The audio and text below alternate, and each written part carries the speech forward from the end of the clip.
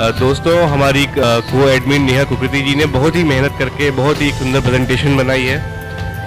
जो हमारा एक उद्देश्य है मीडिया के विरुद्ध महायुद्ध, तो इस महायुद्ध का शंखनाद किया है नेहा जी ने। बहुत ही सुंदर प्रेजेंटेशन, बहुत ही मेहनत से बनाई है।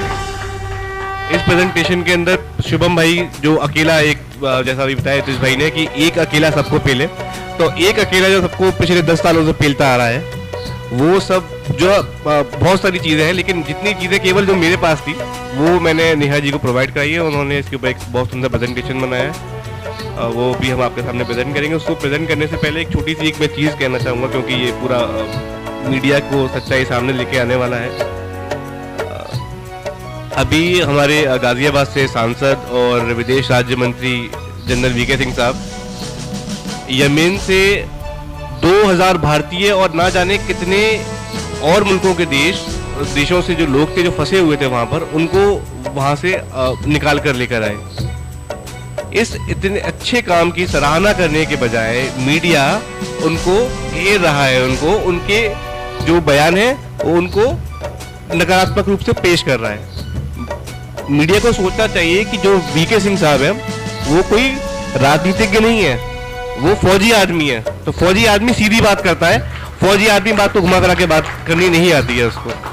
उनके बयानों को जिस तरह तोड़ मरोड़ के पेश किया गया, एक दिन में न्यूज़ चैनल देख रहा था, एबीपी न्यूज़ ट्रेन कर रहा था, बड़बोला जर्नल और समथिंग ट्रेन करा रहा था एबीपी न्यूज़, जी न्यूज़ ट्रेन कर रहा था heads of journal.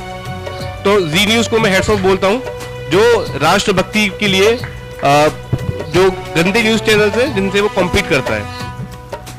VK Singh साहब ने मीडिया को एक शब्द दिया, प्रेस्टिट्यूट्स। ये शब्द बहुत अच्छा और बहुत ही रेलिवेंट शब्द है कुछ मीडिया हाउसेस के लिए। क्रांतिकारी है, बहुत क्रांतिकारी, बहुत क्रांतिकारी। बताने की जरूरत नहीं है, आप सब लोग विद्वान हैं, बट फिर भी मैं बता ही देता हूँ। 2 शब्दों से मिलकर बना है, प्रेस प्लस प्रोस्टिट्यूट।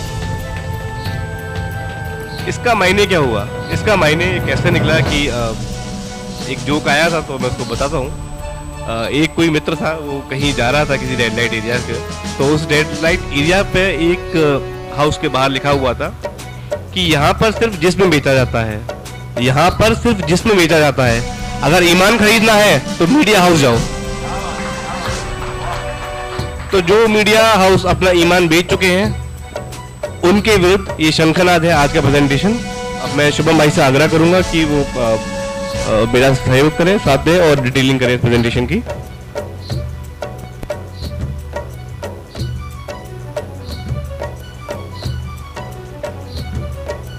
आप शुरू करें जितिन भाई, मैं डिटेलिंग में आऊंगा जहां जहां मेरी जरूरत है। आप इसको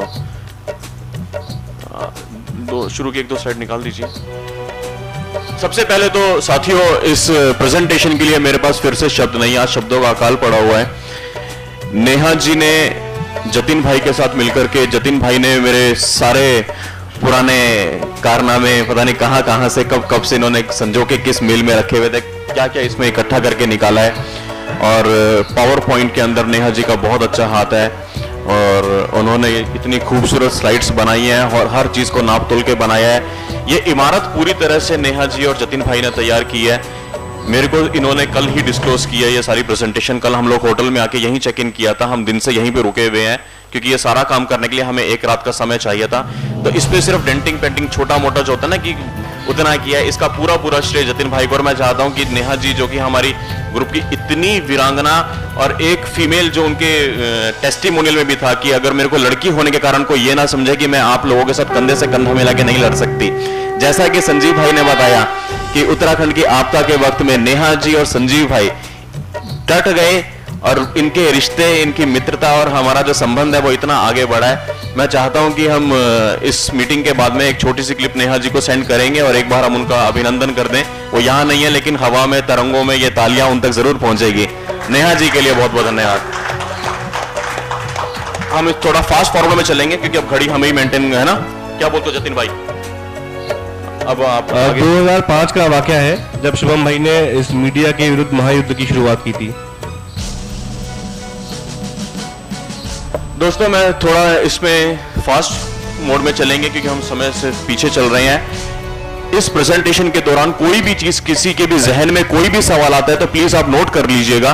हम साथ के साथ कोई सवाल लें या बाद में एक साथ कर लें जतिन भाई? बाद में एक साथ ले लेंगे, बाद में एक साथ कर लें, नोट कर लें। अगर कोई भी सवाल आपके जहन में किसी में भी आता है प्लीज लिख लीजिएगा, हम इसके तुरंत बाद में क्वेश्चन आंसर का एक राउंड कर लेंगे। और चौथा गियर लगाता हूं संजीव भाई, मैं जीतू भाई, है ना, चौथे गियर में बढ़ाते हैं इसको। बाटला हाउस एनकाउंटर, ये 19 सितंबर को जब 2008 में हुआ था, जिसमें कि हमारे पुलिस के जवान मोहन चंद शर्मा जी भी शहीद हो गए थे। 19 तारीख के बाटला हाउस एनकाउंटर के बाद में 21 तारीख को शनिवार के दिन, जहां तक मेरे को तारीख और समय याद आ रहा है, दोपहर में 1 बजे करीब करनैल सिंह साहब की, जो कि उस वक्त कमिश्नर, ज्वाइंट कमिश्नर पुलिस थे दिल्ली पुलिस में, और एक वाईएस डडवाल साहब थे, क्योंकि इतना लंबा अरसा हो गया मेरे को याद नहीं है जेसीपी कौन थे और सीपी कौन थे, बट ऐसा ही कुछ था। डडवाल जी सीपी थे, yes you are right, Dadwal साहब सीपी थे और जेसीपी करनैल सिंह साहब थे।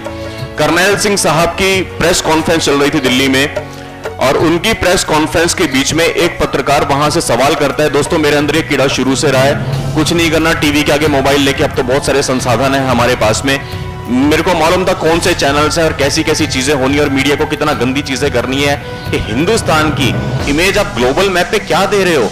आपके सामने फिर से वही बात है कि माइक आ गया, कैमरा आ गया, आप कुछ भी बोल दोगे, दुरुपयोग करके 24 घंटे लाइव आने का। वो क्लिपिंग्स भी हमारे पास में है, अगर किसी को कोई भी क्लिपिंग चाहिए आगे पहुंचाने के लिए, क्योंकि हमें प्रामाणिकता के साथ बोलना है। हम आज इस छत के नीचे जो कुछ बोलेंगे सबूतों के साथ बोलेंगे, हम कोई कच्ची बात नहीं करेंगे। हम देश के आम नागरिक को यह दिखाना चाहते हैं कि मीडिया, जो कि यहां चौथा स्तंभ माना जाता है, उनसे ज्यादा परिपक्वता, उनसे ज्यादा प्रामाणिक एक ग्रुप है, जिसके की कोई ऑथोराइज्ड वो नहीं है, उनपे कोई ठप्पा नहीं है, कोई हम सरकार का अधिकृत ग्रुप नहीं है। लेकिन हम जो बात करेंगे पक्की बात करेंगे। इसके वीडियो भी आपको उपलब्ध हो जाएंगे। एक प्रेस रिपोर्टर ने वहां पे पूछा कि ये मेल मैंने उसके बाद में लिखी है, आप अगर देखें इसमें वाईएस डडवाल साहब को मेल गई थी, दिल्ली पुलिस को गई थी, दिल्ली में जेसीपी क्राइम को गई थी, एडमिनिस्ट्रेटर जी न्यूज को गई थी, एनडीटीवी को गई थी, बहुत सारे लोगों को गई थी। और ये हमारा mail.hs जीमेल, जिसको बीसीसी किया हुआ था, यह हमारा उस वक्त का ऑफिशियल मेल आईडी था HSKB ग्रुप का। इसमें जो मेरी शिकायत थी, मैं पूरी मेल, क्योंकि समय लग जाएगा, मैं आपको नटशल में बताता हूं। रिपोर्टर ने सवाल किया करनैल सिंह साहब से, सर वो जो लड़के थे बाटला हाउस में, आपको नहीं लगता उन्होंने हथियार सेल्फ डिफेंस के लिए रखे होंगे? क्या कहोगे? गाली हम दे नहीं सकते, ना हम देंगे कभी। डूब के मर जाओ। तुमने कहां से जर्नलिज्म का कोर्स किया है? तुमने कैसे जर्नलिज्म की पढ़ाई कर ली और तुम्हें किसने इंटरव्यू लेके नौकरी दे दी? AK-47 AK-56 सेल्फ डिफेंस के लिए? शर्म आनी चाहिए। ये तो करनैल सिंह साहब की ट्रेनिंग को मैं सलाम करता हूं कि कैसी ट्रेनिंग हुई थी। अगर हमारे आपके जैसा कोई होता वहीं रैप्टा मारता, उसके उस रिपोर्टर को वहीं पे मारता। मैं आज थोड़े से शब्द गलत शायद बोल सकता हूं क्योंकि खून खोलता है मित्रों, लेकिन बड़ी बात क्या है, एक छोटे से कमरे में जब ये चीज आंखों के सामने आई, मेरे जैसे लाखों करोड़ों शुभम मंगला होंगे, आपके जैसे लाखों जीतू भाई होंगे, आपके जैसे लाखों संजीव जी होंगे, लाखों धर्म भाई होंगे, जतिन भाई होंगे, श्रवण भाई होंगे, लाखों लाखों लोग इंडिविजुअली ऐसे होंगे जिनको ये चीज खली होगी, खटकी होगी, पर क्या करते? एक गाली देके टीवी बंद कर देते। मैंने ये मेल लिखी 22 तारीख को, 21 तारीख को मैं सो नहीं पाया, पूरी रात बेचैन रहा, सारे मेल आईडीज निकाले यहां से वहां से, किस किस को बनाना है, पूरा मेल क्राफ्ट किया। उसमें लिखा कि आप इससे पहले वाली स्लाइड पाएंगे, एक बार मैं मोटा मोटा पढ़ लेता हूं। You have contributed personal settlement, Karnail Singh ji ने की थी। नेक्स्ट पे आई है कि, और आगे आई है कि जो पीपल है इसके बीच में हमारे सपना को, हाँ, उसके बाद में आप इस तरह के सवाल कर रहे हो कि AK-47 AK-56 सेल्फ डिफेंस के लिए। आप बोल क्या रहे हो? हमारा एक जवान मोहन चंद शर्मा जी ने शहादत दे दी, बीवी बच्चों वाला आदमी वहां पे वो हो गया, और फिर आप न्यूज में चला रहे हो, ओहो हो मोहन चंद शर्मा जी ने बुलेट प्रूफ जैकेट क्यों नहीं पहनी? शर्म आनी चाहिए। वो शहीद हो गए और आप उसमें बाल की खालियां निकाल लो कि बिना बुलेट प्रूफ जैकेट के क्यों गए? अरे भैया, उनको कॉल आई थी, आपको सलाम करना चाहिए कि वो एक कॉल पे तुरंत लड़ने चले गए बिना बुलेट प्रूफ जैकेट के। आप उसकी ऑपरेशन वहां पे कर रहे हो, वो समय लेके जाते, इतने में आतंकवादी भागने देते? क्या ये जिम्मेदार मीडिया की निशानी है दोस्तों? लगता है आपको कि ये जिम्मेदार मीडिया की निशानी है? इसके खिलाफ कौन लड़ेगा? साइबर सिपाही हम लड़ेंगे दोस्तों। आज ये इतने सारे हाथ जो मैंने शुरू में बोला, कि ये दो हाथ, अभी आप आगे और स्लाइड सीखेंगे, एक छोटे से कमरे में ये चीजें कर सकते हैं और इनके परिणाम आए हैं। आगे स्लाइड पे आइए। 48 घंटे के अंदर अंदर वाईएस डोरवाल साहब का रिप्लाई आया, 48 आवर्स के अंदर। दिल्ली पुलिस से मेरी बात हुई फोन पे, उन्होंने इस कंप्लेंट को एक्नॉलेज किया, उसकी रिसिप्ट आईडी भेजी और उन्होंने आश्वासन दिया कि इस तरह की चीजों पे जो भी दिल्ली पुलिस कर सकेगी, दिल्ली सरकार से बात करके और आईएनबी मिनिस्ट्री से बात करके और मीडिया हाउसेस से बात करके वो करेंगे।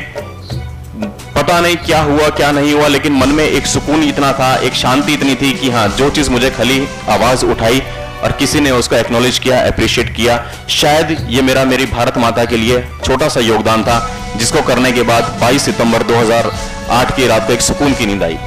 उसके बाद यही चीज मैंने अपने ब्लॉग पे लिखी थी, जो कि अभी किसी भाई ने जिक्र किया था, आवारा कलम के ब्लॉग का, मुझे याद नहीं किसने, मनोज भाई ने बोला था।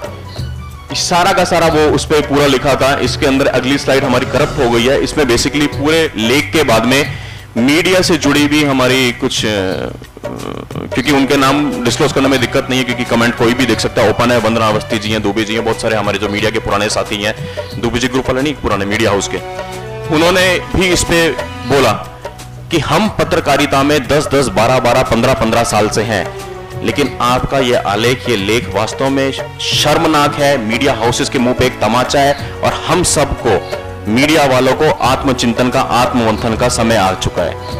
तो ये फिर से एक कलम की कोशिश थी कि जो ब्लॉग पे लिखा और मीडिया के कुछ लोगों ने, कुछ वरिष्ठ लोगों ने, जिनको मीडिया के अंदर कई साल हो गए, जो कि बड़े बड़े बंगले नहीं बना सके हैं, लेकिन अपनी कलम से मां भारती की सेवा कर रहे हैं, उन लोगों ने भी इसको अप्रिशिएट किया। नीलाभ भाई का जिक्र आया था, जैसे जतिन भाई बिल्कुल हम सबके आदरणीय हैं और इनके जज्बे को जितना सलाम करें, जितना नमन करें वो बहुत कम है। दोस्तों, जतिन भाई को एडमिन की भूमिका में आए थे दिल्ली चुनावों के परिणामों के बाद। एक दिन जब मेरा थोड़ा सा मन भर गया था और भावुक हो गया था, और आप सबको याद होगा वो लम्हा, रात को 1-2 बजे मैंने शायद ये बोला कि मैं एडमिन की भूमिका त्यागना चाहता हूँ। दिल्ली चुनावों से 1.5 महीना पहले मेरी जरूरत दिल्ली को थी और मैं साउथ में, दक्षिण भारत के दौरे पे था। आत्मग्लानी वहां भी हुई थी, पर आप सभी का प्यार था कि आपने मुझे ग्रुप का एडमिन पद नहीं त्यागने दिया, लेकिन फिर आपने मेरी एक छोटी सी दूसरी विनती स्वीकार करी कि हम जतिन भाई को सह एडमिन की भूमिका में लेकर के आए। इसी तरह से HSKB में हमारे जो भाई हैं नीलाभ राय, जिनका अभी जिक्र किया कि उन्होंने ब्लड डोनेशन किए हैं, इतिहास बनाया हिंदुस्तान की उसमें, और वो साइबर कॉप के नाम से वेबसाइट चला रहे हैं 2008 से। वो हिंदुस्तान के क्वालिफाइड साइबर सिपाही हैं, डिग्री वाले। साइबर सेफ्टी, साइबर सिक्योरिटी के ऊपर कई साइबर सिक्योरिटी सेमिनार्स किए हैं, कनाडा में गए हैं, सेफ्टी के ऊपर स्पेशलिस्ट है वो, स्पेशलिस्ट हैं, और कनाडा में जाकर के हिंदुस्तान की फौज के कर्नल के साथ उन्होंने मंच साझा किया हुआ है साइबर सिक्योरिटी के ऊपर। तो उस वक्त जैसे ही 22 सितंबर को ये बाटला हाउस एनकाउंटर हुआ और मैंने इस पे लिखना शुरू किया, मैं उस वक्त दोस्तों बेंगलोर में था, मैकेन एरिक्सन में काम करता था, और हमें कुछ थ्रेटनिंग कॉल्स मिलने शुरू हुए, बहुत धमकियां आनी शुरू हुई, मेल्स आने शुरू हुए। इसमें हमने सुरक्षा कारणों से कुछ नाम छुपा दिए हैं, लेकिन इसका यही था, आतंक के खिलाफ मुहिम चलाने वाले को मौत का ईमेल। हमने हमारे सपनों का भारत कम्युनिटी पे ऑर्कुट पे जिसका नाम दिया था मीडिया हाउस ने 2020 सपनों का भारत, इसके संचालक को मिली धमकी। आतंकवाद के खिलाफ हमने मुहिम छेड़ दी थी, जैसे आज हमने मीडिया के खिलाफ मुहिम छेड़ी है। बाटला हाउस एनकाउंटर के बाद में हम लोग इतने ज्यादा क्रोधित हो गए थे, एक तो उस कांड से, दूसरा मीडिया के गैर जिम्मेदार रवैये से। हमने पूरे ऑर्कुट पे अवेयरनेस कैंपेन चलाया था। शिशुपाल भाई को मेरे ख्याल से याद होगा, उस वक्त तो आप थे जब मैं बेंगलोर में था, और ये बाटला हाउस के टाइम पे, तो हमें बहुत सारी थ्रेटिंग कॉल्स आई थी, इसमें डिटेलिंग में क्या जाना। फिर बंदा पकड़ा भी गया था, आगरा के साइबर सेल थी उस वक्त पे, नोएडा में साइबर सेल नहीं था। नीलाभ भाई ने इसकी पुलिस में कंप्लेंट करवाई थी और हमने धमकी देने वाले को भी गिरफ्तार करवाया था। उसके लिए हम पुलिस का बहुत बहुत धन्यवाद करते हैं। आज नेक्स्ट पे आते हैं। 2008 में जब 26 नवंबर को मुंबई में इतना बड़ा आतंकी हमला हुआ, हमारे बीच में बहुत हमारे वीर साथी मुंबई से भी आए हुए हैं। वो दर्दनाक घटना हमें से कोई भूल नहीं सकता। 26, 27, 28, 72 घंटे तक ये मौत का नंगा नाच मुंबई में चला था। उस वक्त पे 1 मिनट इसको स्टॉप करेंगे या आप इसको प्ले ही कर दो, फिर मैं इसकी डिटेलिंग बता देता हूँ। आप प्ले कर दो, हाँ, और उसका नीचे वाला वो भी मार दो अंडर की, ताकि वो लाइन आ जाए डाउन की, बस आवाज दे दीजिए।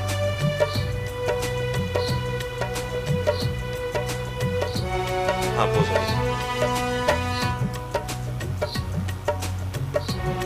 पोज कीजिएगा।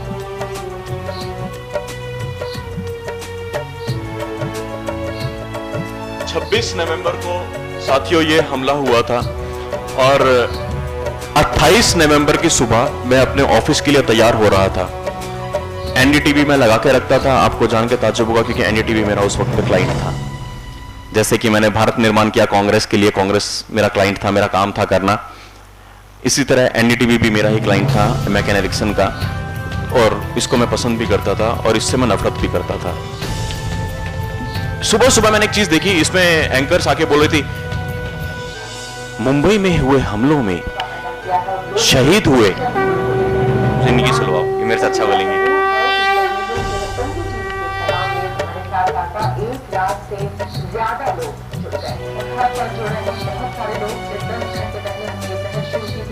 जिसमें हमने देश को मिलाने की बात की थी, तोड़ने की नहीं। आपकी साझेदारी देश के जज्बे को बयां कर रही है। आप भी हमें एसएमएस कर सकते हैं, पहले सलाम लिखिए और 56388 पर एसएमएस भेज दीजिए और श्रद्धांजलि और सम्मान के संदेश को आप चलाए रखें। एसएमएस आप लगातार सलाम लिखकर हमें 56388 पर भेजते रहें।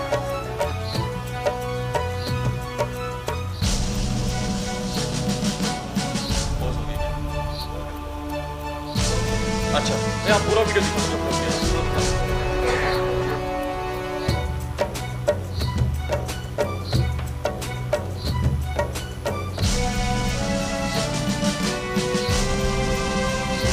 आप शायद वीडियो से समझ गए होंगे। 28 तारीख की सुबह पैसे बनाने का धंधा बेकसूर लोगों की लाशों के ऊपर। 10 बजे ये मोहतरमा आकर के टीवी पे बोलती हैं मुंबई हमलों में जो लोग मारे गए हैं बेकसूर, हमारी श्रद्धांजलि उनको है। आपके टीवी स्क्रीन पे देखिए दाईं तरफ ये जो लो जल रही है, ये लो है श्रद्धांजलि की। आप भी उनको श्रद्धांजलि दे सकते हैं। 56388 जो भी नंबर था उस पर एसएमएस कीजिए। बात आई गई हो गई, क्योंकि ऑफिस जाना था, देर हो रही थी, चले गया थी मैं ऑफिस। शाम को जब वापस आया, फिर आते ही कमरे में 3 बटन ऑन होते थे, ऐसे हाथ जाता था, फैन का, लाइट का और टीवी का, तीनों एक साथ 3 उंगलियां ठक करके लगती थी। वही मैडम फिर भी लगी हुई। मैंने कहा यार हम तो सुबह से काम करके थक गए, थकी नहीं है। और तब वो मैडम ये बोल रही थी 10 घंटे हो चुके हैं इस अभियान को शुरू किए हुए, अब तक हमसे जुड़ चुके हैं 1 लाख लोग। तो शुभम मंगला का दिमाग चला, 1 लाख लोग, 3 रुपए का एसएमएस, 3 लाख नोट छाप लिया एनडीटीवी ने। अरे डूब के मर जाओ।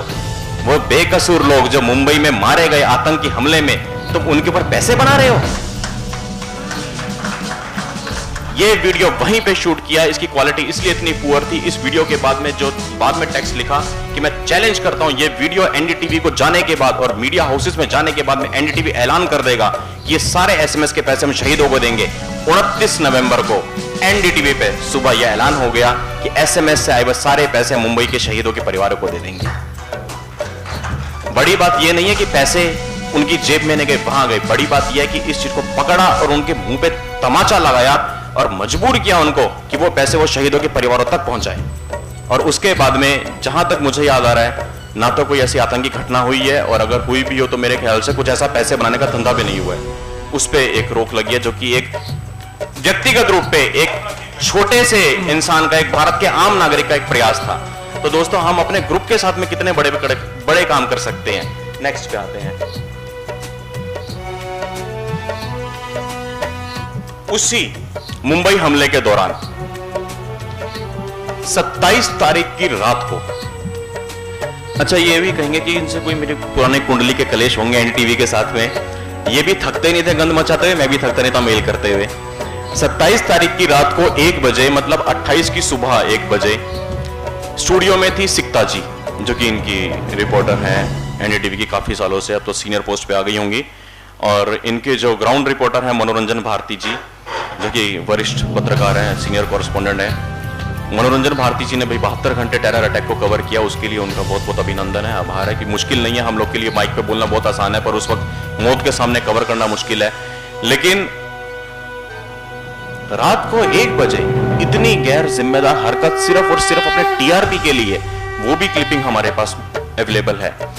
मनोरंजन भारती सिकता को बोलते हैं, देखिए सिकता, इस वक्त मैं खड़ा हूं एक वैन के पीछे, गोलियों की आवाज आप सुन पा रही होंगी, और अभी अभी हमारी बात हुई है कमरा नंबर 326 में, जो कि मिस्टर गुप्ता हैं। मिस्टर गुप्ता, मैं आपको दोबारा बोलना चाहता हूं, सिकता आप मेरी आवाज सुन रही हैं? कमरा नंबर 326 में उनका मोबाइल नंबर ये है। सारी दुनिया को मालूम है कि सारे टेररिस्ट लगातार अपने बाप के साथ पाकिस्तान में फोन पे लगे हुए थे, उनको एक एक पल की खबर आ रही थी। अरे भाई साहब, गुप्ता जी ने क्या बिगाड़ा है आपका, क्यों मरवा रहे हो उनको? क्या टेररिस्ट वो न्यूज देख करके कमरा नंबर 326 में नहीं जाते? फोन पे बात हो रही है, क्या वो कमरा नंबर 326 में जाके गुप्ता जी की कनपटी बंदूक करके कुछ भी डिमांड नहीं करते सरकार से? आप देश को कमजोर कर रहे हो। खून खोलता है भाइयों, अभी मेरे बाल खड़े हो रहे हैं। ये मीडिया है, इस तरह की हरकतें। वो मेल मैंने लिखी अगेन सारे मीडिया हाउसेस को, जितने भी हमारे जिम्मेदार प्रशासन के लोग हैं, मुंबई पुलिस, दिल्ली पुलिस, उसके अलावा आईएनबी मिनिस्ट्री को, इंफॉर्मेशन एंड ब्रॉडकास्ट मिनिस्ट्री को लिखी थी। इसके पहले वाली स्लाइड पे आइएगा जतिन भाई। Dear press people, this is broadcasting news ended in 5 minutes। somebody okay next I don't know how you treat my regarding terror attack on movement on the night of 27th। okay, ये वो चीज बयान करिए इसमें कि सारे channels है कि ब्लडी टीआरपी रेस के लिए भाग रहे हैं। ये सिर्फ टीआरपी का खेल नहीं है। आप मिस्टर अग्रवाल, मिस्टर गुप्ता आगे आइए। इसमें जो लिखा था कि being a true Indian I am very much concerned about my country, I could have ignored this thing but I didn't, because someday somebody has to take an initiative to change the things। वो एक बच्चा, क्योंकि बच्चा बोलूंगा 7 साल पहले थोड़ा और जवान था, तो उस वक्त पे जो आग थी वो आग आज भी बरकरार है, और मैं चाहता हूं कि हम सब में वो आग आए। धर्म जी ने बहुत अच्छी बात बोली कि देशभक्ति का कोई पैमाना नहीं होता, ना ही कोई तुलना होती। कभी नहीं कह सकते कि शुभम बड़ा देशभक्त है, जतिन छोटा शेत बच्चा है, या संजीव जी बड़े देशभक्त हैं, जीतू भाई छोटे हैं, हम सब देशभक्त हैं। बात क्या है, हमारे को सही दिशा में कदम उठाने की। भगवान ने हमें जो दिमाग दिया है, जो सीमित संसाधन दिया, उन संसाधनों से सही दिशा में प्रयास करने की। लिखी में कुछ नहीं पता था, कांग्रेस की सरकार थी, सबको पता उन्हें देश से कोई लगाव ही नहीं है, कोई उम्मीद भी नहीं थी, लेकिन चुप होकर बैठना कबूल नहीं था। एक कोशिश की आईएनबी मिनिस्ट्री को भेजी थी। ये मेल मैंने वापस आई, तारीख क्या थी इस मेल को भेजने की? 28 की बात है ना, शायद 28 को ही भेजी थी। रात को कांड हुआ था और 28 को ही सुबह उठते ही, मतलब रात को 1 बजे ये चीज चली, और पूरी रात सोया नहीं, बैठ के मेल ड्राफ्ट करी, वीडियो अटैच किया, सब लोगों को भेजा आईएनबी मिनिस्ट्री को। और आज मेरे को बहुत ज्यादा फक्र है ये बोलने में, 28 नवंबर 2008 को भेजी हुई मेल 6.5 साल के बाद रंग लेके आई है। मोदी सरकार में लाइव टेरर अटैक पे प्रतिबंध लगाए।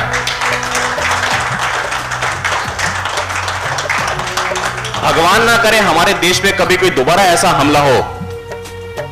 तो अब अरुण जेटली जी, जो कि हमारे आईएनबी मिनिस्टर हैं, और आदरणीय मोदी जी हमारे पीएम, जिनके लिए हम सब ने निस्वार्थ भाव से काम किया है, क्योंकि देश की दशा बदलनी थी, सरकार बदलनी थी, 6.5 साल के बाद 23 मार्च को, और उसमें भी हवाला दिया है मुंबई कांड का। ये मुंबई कांड के समय में मीडिया ने गैर जिम्मेदार हरकतें करी हैं। आप लोकेशन बता रहे हो, दिल्ली से 8 हेलीकॉप्टर चल चुके हैं, 8 में 6 की टीम है, 48 कमांडो आ रहे हैं। देखिए देखिए गड़गड़ाहट, सिकता आप सुन रही है ना, नरीमन पॉइंट पे हेलीकॉप्टर आ गए। अरे पागल हो क्या यार तुम, वो अंदर से गोली मारेंगे, हेलीकॉप्टर, 6 जवान शहीद होंगे हमारे। शर्म नाम की चीज नहीं है इनके पास। दोस्तों, अभी सरकार को 1 साल भी नहीं हुआ है। मैं इंडिविजुअली, जो मेरी सोच है, मैं सिर्फ अपनी बोल सकता हूं, शायद आप लोग मेरे से सहमत होंगे। मैं 2 रुपए किलो महंगे आलू खा सकता हूं, मैं 2 रुपए किलो महंगे टमाटर खा सकता हूं, लेकिन मेरे लिए मेरे देश के गुप्ता जी की जान, मेरे लिए मेरे देश के जवानों की जान बहुत ज्यादा कीमती है। हालांकि महंगाई भी रुकेगी, महंगाई भी थमेगी, हर चीज पे काम होगा जिसके लिए हमने सरकार को वोट दिया है। लेकिन ये मीडिया वाले क्या करते हैं, कहां थमी महंगाई? अरे कोई एनएसजी कमांडो तो नहीं मरवाया मोदी जी ने? तुम लोग क्या कर रहे हो? कभी अपने गिरबान में झांक के देखा है मीडिया ने? और कमाल की बात है शुभम भाई, इतनी बड़ी खबर, इतनी बड़ी उपलब्धि क्योंकि मीडिया के विरुद्ध थी, तो किसी को नहीं पता, किसी को भी नहीं पता। और लोग हमें अगर कहते हैं कि हम मोदी भक्त हैं, तो I am proud to be a Modi bhakt. जो काम पिछले 7 साल में नहीं हो पाया, वो काम मोदी जी ने करके दिखाया है। मुझे गर्व है मेरी सरकार, चुनी सरकार के ऊपर, मुझे गर्व है मोदी जी के ऊपर। 6.5 साल के बाद दोस्तों ये खुशी मिली, मोदी सरकार ने प्रतिबंध लगाया। ये हम सब के लिए फख्र की बात है और कोई एक मेल के उस पे नहीं हो सकता। अगर कोई भी दुनिया में ये बोलता है मैं नहीं, कि किसी कमरे से बेंगलोर से किसी शुभम नाम के आदमी ने मेल भेजी तो मोदी से कनेक्शन लिया, बकवास है। हो सकता है लाखों लोगों ने मेल से करी हो, लेकिन बात क्या है, देशभक्त की आवाज एक देशभक्त ने सुनी, देशभक्त की आवाज एक देशभक्त सरकार ने चुनी। हमारे को कम से कम 10 साल 15 साल इस सरकार को देने हैं। जब हमारी ग्रुप की मीटिंग की तारीखें तय हो रही थी, मुझे अच्छे से याद है, राज भाई ने 3 तारीखें ग्रुप में डाली थी, 12 अप्रैल, 19 अप्रैल और 26 अप्रैल। हम सब लोगों ने 19 अप्रैल चुना। आज उसका कारण बताता हूं। मैं कई बार ग्रुप में बोलता हूं सही समय आने पे खुलासा करूंगा, और आप लोग में से कई मेरे से पूछते ही, मैं निजी में पूछते हैं भाई साहब का सही समय आएगा कब, तो आज खुलासा करता हूं 19 अप्रैल का। ये 2019 की तैयारी है। ये 19 तारीख अगले 4 साल तक हमें 2019 की याद दिलाएगी। जब चुनाव की तारीखें आएंगी तब आएंगी, जब टिकट बटेंगे तब बटेंगे, लेकिन हमारे को कोई एमपी नहीं देखना, कुछ नहीं देखना, फिर से मोदी जी को लेके आना है। इसलिए हमने ना 12 तारीख करी, ना 26 तारीख करी, 19 तारीख 2019। इस 19 से हमें याद रहने वाला है। अगले उस पे आते हैं। ये लेटेस्ट कांड, इसके लिए मैं सबसे पहले श्रवण भाई का आभार करता हूं। मेरा फोन फॉर्मेट हुआ था और मेरे से कुछ इसके स्क्रीनशॉट चले गए थे, वो स्क्रीनशॉट मेरे को श्रवण भाई ने उपलब्ध कराए हैं।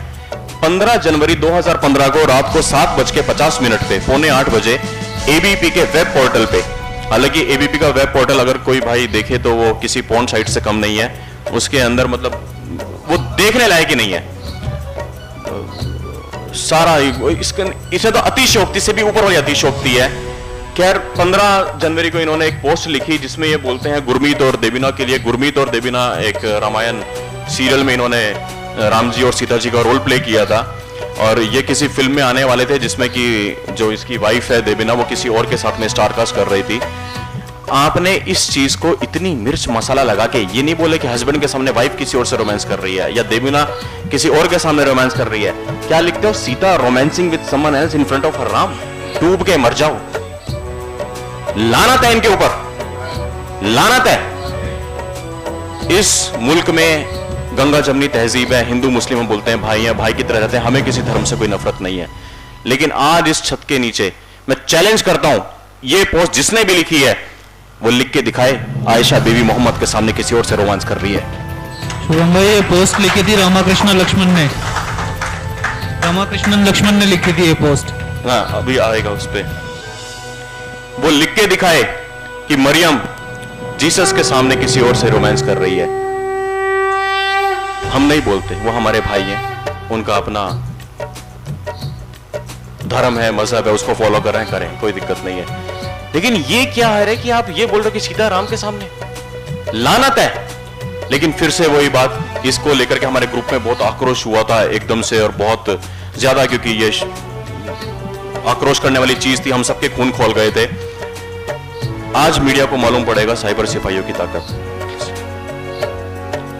16 जनवरी 2015 को 24 घंटे के अंदर अंदर जिसने यह पोस्ट लिखी, आइए, जो हमने बोला कि हमारे कॉन्टैक्ट्स चैनल्स में पहुंच चुके हैं, एबीपी वालों सावधान, ये हमारे कॉन्टैक्ट हैं। इनका नाम मैंने छुपा के आर भाई कर दिया है, इनका पूरा नाम नहीं दिखाऊंगा क्योंकि उनकी नौकरी पे बात आएगी।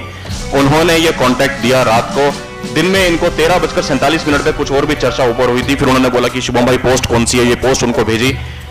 20:10 पे इनको फिर रिमाइंड कराया कि मेरे को वो नंबर दो, किसने लिखा है। रात को 23:53 पे वो कॉन्टैक्ट आया, और उसके बाद शुक्रिया अदा जो भी कुछ था, इनसे मेरी और भी बात हुई। लेकिन ये स्क्रीनशॉट ये बता रहा है कि हम इतने सक्षम हो चुके हैं, जो हमने अच्छे नोट मार्केट में फैलाए हैं, कि हमें यह मालूम है कौन से चैनल में कौन सा आदमी कितनी नीच और कैसी घिनौनी हरकत कर रहा है। हम मीडिया से लड़ने के लिए पूरी तरह से तैयार हैं। हम आगे आते हैं, हम आगे बढ़ते हैं।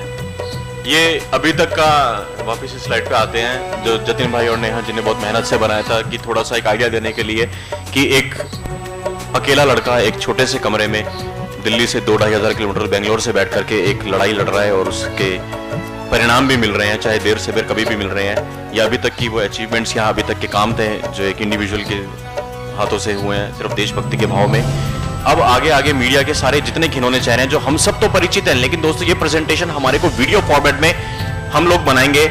जतिन जी के साथ मैं स्टूडियो जाऊंगा और इस पूरी पावरपॉइंट प्रेजेंटेशन को एक वीडियो प्रेजेंटेशन का रूप देंगे। ये हम सबके मोबाइल में रहेगी। हम इसको गांव-गांव में, देहात में, अपने शहरों में, मोहल्ले में, पड़ोस में लेकर के जाएंगे और आम नागरिक को दिखाएंगे, आम आदमी को दिखाएंगे कि ये है हिंदुस्तानी मीडिया, ये है इनकी हरकतें। और मीडिया के घिनौने जो चेहरे हैं, जतिन भाई हम आगे आते हैं, इसका बेशक आप बताते चलिए या मैं बोलता हूं थोड़ा फास्ट फॉरवर्ड में। ओके, जैसे कि अभी एबीपी न्यूज ने फिर से वो किया था, अमेरिका में मंदिर के बाहर लिखा हुआ था गेट आउट, और वो मैं तो पहले जनरल साहब का बहुत बहुत शुक्रिया अदा करता हूं। यहाँ गाजियाबाद की जमीन से पीछे ही पोलिंग सेंटर था, मैं वहीं वोट दे के आया था। 4.5 लाख वोट से हमने जिताया था। लेकिन जिस दिन हमने जिताया था 4.5 लाख वोटों से जनरल वीके सिंह साहब को, मुझे तब कहीं अंदाजा नहीं था कि वो इतना सुंदर शब्द दे देंगे। इस प्रेजेंटेशन में नेहा जी का बहुत योगदान रहा, लेकिन क्योंकि वो बड़ी एक नारी शरीर में जन्म लेने के कारण वैसी एक सौम्य होती है, और जतिन भाई हमारे बड़े सोफिस्टिकेटेड हैं, लेकिन इनको सामने एक दुविधा थी कि क्या शब्द लिखें, बड़वा लिखें, दलाल लिखें, दल्ला लिखें, पेड मीडिया लिखें। भाई साहब वीके सिंह साहब ने जिस दिन प्रेस्टिट्यूट बोला, इस पूरी प्रेजेंटेशन में प्रेस्टिट्यूट वर्ड लगा दिया। इस प्रेजेंटेशन का जितना श्रेय नेहा जी का है, जतिन भाई का है, उतना श्रेय वीके सिंह साहब को भी देते हैं। तो एबीपी न्यूज ने चलाया, मंदिर के बाहर लिखा गेट आउट मुस्लिम्स, और इसके बाद में कोई माफीनामा नहीं, कोई कुछ नहीं। क्या कर रहे हो यार, हिंदू मुस्लिम को लड़वा रहे हो, देश में दंगे कराने तुम्हारे को। ये जीतू भाई क्या चीज है, ये देश में दंगे कराने की साजिश नहीं है क्या? ये कबूल है हमारे समाज को, ये स्वीकार करेंगे हम लोग? इस मैटर के ऊपर दो वकील हमारे साथ में भी उपस्थित है। मुझे पूरा भरोसा है कि राजद्रोह का मुकदमा इसके अंदर पूरा मुकदमा बना, राजद्रोह का मुकदमा, दंगे इसी में आगे आएगी, हम करेंगे इनके ऊपर। मैं आपको बताऊंगा, जतिन भाई ने रात को बहुत अच्छा सुझाव भी दिया है, इसके अंदर आगे चलते रहिए, आप लोग नाम भी लिखते रहिएगा। ये जितने लोग हैं जिन्होंने ऐसी चीजें करी हैं, इनके नाम हमें मिल चुके हैं, और अब हम इनको ये नहीं बोलेंगे मीडिया पे बैन लगाओ, मीडिया पे प्रतिबंध लगाओ, नहीं, क्योंकि मोदी जी अगर किसी मीडिया को कुछ बोलेंगे तो क्या होगा, ओहो तानाशाह आ गया, प्रेस की आजादी खत्म कर रहा है, तानाशाह आ गया। वो नहीं कर सकते, साइबर सिपाही करेगा। हम सरकार पे दबाव डालेंगे, हम PIL फाइल करेंगे, हम सिग्नेचर कैंपेन चलाएंगे, 50,000 लोगों के साइन कराएंगे, 1 लाख लोगों के साइन कराएंगे कि इन सारे रिपोर्टर्स को देशद्रोही करार देके इन पे मुकदमा चलाओ, इनको सबको जेल के अंदर डालो। यहां से शुद्धिकरण होगा, गले सड़े नोट खत्म होंगे, हमारे अच्छे नोट जाएंगे। अगले उस पे आते हैं, TRP के लिए फिर से वही हिंदू धर्म का मखौल उड़ाते हुए, हिम्मत है लिखो ना आयशा बी के लिए, फातिमा बी के लिए, मोहम्मद साहब के लिए, लिखो मरियम के लिए, जीसस के लिए। ये क्या लिखते हो तुम, कुंती, भगवान श्री राम, कृष्ण? ये इस तरह से देश चलता है, इस तरह तुम मजाक उड़ा रहे हो, क्यों? क्योंकि इनको पता है कि कोई इनके अंदर की बम बंदूक नहीं लेके जाने वाला, कोई इनको कत्ल नहीं करने वाला। मैं ओपन चैलेंज करता हूं, मेरे कहने पे आज की रात 19 अप्रैल 2015 को एक पोस्ट लिख दो, आज तक वालों, एबीपी वालों, एक पोस्ट लिख दो। 20 की सुबह आप देखते हो नहीं देखते हो, ये आपके परिवार से हम पूछ लेंगे। जिस चैनल में आप काम कर रहे हो उसी में आपकी फोटो छपी हुई हम देख लेंगे, लिखो तो सही। दोस्तों ये बताइए, आप सब यहाँ पे उपस्थित हैं, मीडिया का काम क्या है? क्या कोई मुझे बता सकता है कि मीडिया का काम है क्या?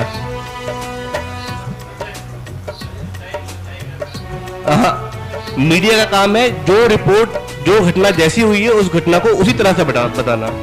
अब आप मुझे ये बताइए, यहाँ लिखा हुआ है कि क्या है इस दावे की वजह कि सूर्य ने कुंती के साथ बलात्कार किया। तो यहाँ पर कौन सी ऐसी घटना हुई जब उसको रिपोर्ट करने की जरूरत पड़ गई आज तक को? यहाँ पर क्या ये घटना आज की है जिसको यहाँ पर रिपोर्ट करने की जरूरत पड़ रही है?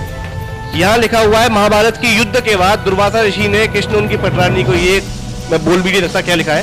तो क्या ये घटना आज की है जिसको रिपोर्ट करने की जरूरत पड़ रही है इन लोगों को? ऐसी क्या आग लग पड़ी थी, ऐसी क्या जरूरत होती थी कि ये सब गंदा सब लिखना की जरूरत पड़ गई? क्योंकि इनको मालूम है कि हिंदू आर सॉफ्ट टारगेट। आप कुछ भी बोलिए हिंदू धर्म के बारे में, हम सब लोग बैठे हुए हैं, हम लोग तो बस कुछ भी लिखे जाए पढ़े जाए, हम सब लोग आपस में इन्होंने पहले माहौल तय किया हुआ है, इन्होंने हमारे सेकुलर लोग हैं वो उसकी अंदर जाएंगे, पढ़ेंगे कि नहीं नहीं नहीं ऐसा कुछ हुआ होगा, जरूर हुआ होगा, वो उसकी तह में जाएंगे और उस चीज को सत्य भी मान लेंगे। इन्होंने माहौल पहले ऐसे तय कर दिया ना, शिवसेना, बजरंग दल, VHP कि ये तो सारे के सारे गुंडे, अभी आपने बोला, इसके बाद आवाज कौन उठाएगा? ये लोग उठाएंगे, लेकिन नहीं, अब आम आदमी आवाज उठाएगा। हम आम नागरिक हैं देश के, हमारा धर्म है यार, हमें बचाना है। हमें मीडिया को अपमानित नहीं करना, ना मीडिया को मारना है। बम बंदूक लेके जाना बहुत आसान रास्ता है, कभी भी चल पड़ेंगे, सारे चलेंगे, लेकिन वो जय श्री राम, वो बहुत आसान रास्ता है, कुछ नहीं लगना उसमें। भगत सिंह जी 21 साल में 22 साल में फांसी के फंदे चूम गए यार। हमने तो जिंदगी देख ली, जिंदगी चख ली, हमने तो जिंदगी चख ली। क्या करना है? कुछ नहीं करना है, जीतू भाई का आशीर्वाद लेके निकल पड़ेंगे सारे। यही तो है, कुछ ओखला में है, कुछ इधर है, बाकी मुंबई में नरीमन पॉइंट में है, वो सारे मार्क किए हुए हैं, निकल लेंगे किसी भी दिन। पर बहुत आसान रास्ता है, क्योंकि देश तो चलाना ही है ना, और देश चलाने के लिए मीडिया भी चाहिए। हमें इनको सुधारना है, और हम सुधार के मानेंगे। 75% तो हिंदूज ने लाइक किए होंगे। यस, ये हमें शर्म आनी चाहिए इस बात पे। और ये मीडिया ने जो क्रिएट किया है, एकदम सही बोल रहे हो आप। कभी भी हमको निकलना है तो हमको तैयार रहना पड़ेगा अब इस चीज के लिए।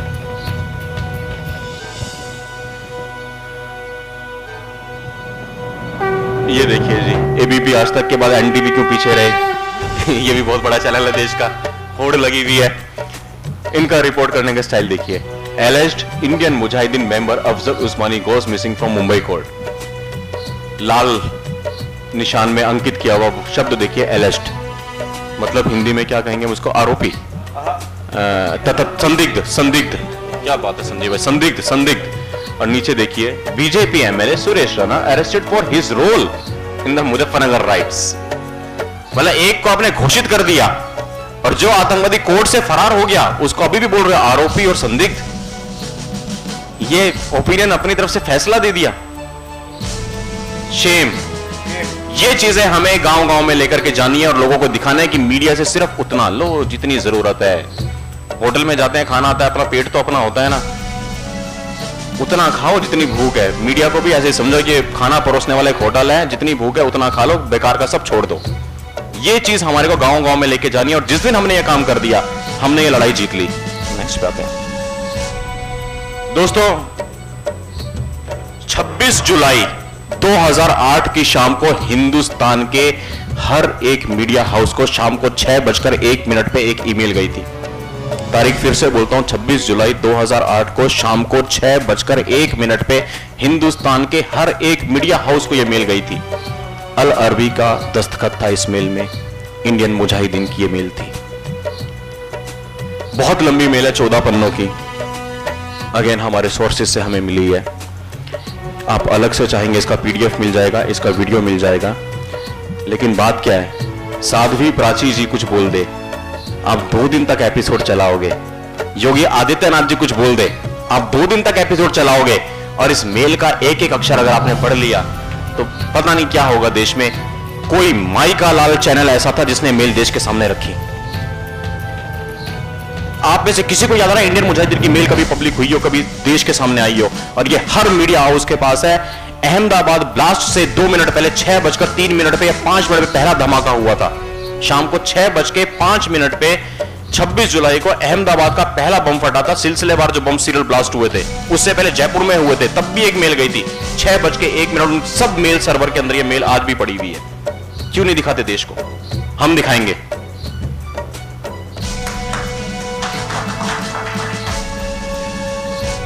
मैं नहीं बोल पाऊंगा, क्योंकि हम देश में शांति चाहते हैं, हम हिंदू मुस्लिम दंगे भी नहीं चाहते हैं। इसके वैसे यहाँ पे स्क्रीन पे जो स्क्रीनशॉट है वो आप उसको पढ़ सकते हो, बहुत वाहियात लिखा हुआ है। ये आपको पीडीएफ पूरा मिल जाएगा, आपको वीडियो भी मिल जाएगा इसका।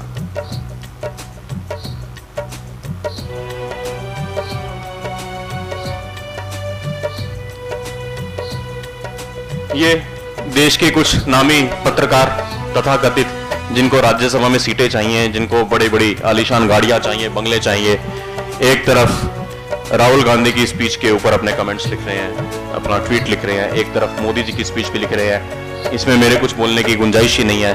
3 ट्वीट्स यहाँ हैं, 3 ट्वीट्स वहाँ हैं। ऊपर से नीचे ना पढ़ के बाएं से दाएं पढ़ लें, सब आपके सामने नंगा हो जाएगा।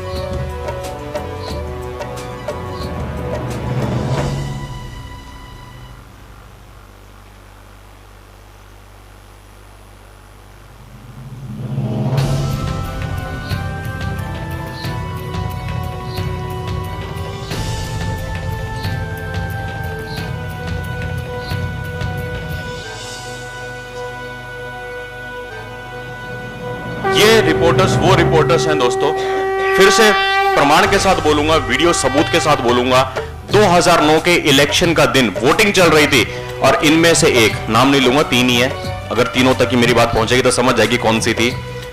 प्रियंका गांधी, हालांकि प्रियंका वाड्रा होनी चाहिए पर मैंने उसको गांधी कर दिया, वो भी मीडिया की चालें हैं।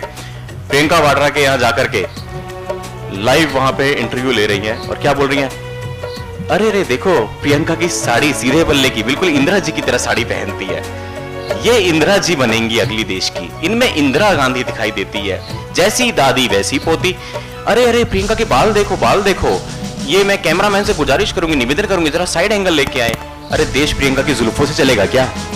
प्रियंका की साड़ी से देश चलेगा? अरे क्या कर रहे हो यार आप? मीडिया, इतने बड़े मीडिया हाउस के आप इतने सीनियर रिपोर्टर हो और आप इलेक्शन के दिन, वोटिंग के दिन प्रियंका की साड़ी, प्रियंका का ब्लाउज, प्रियंका की जुल्फे, वहां देश चलाओगे?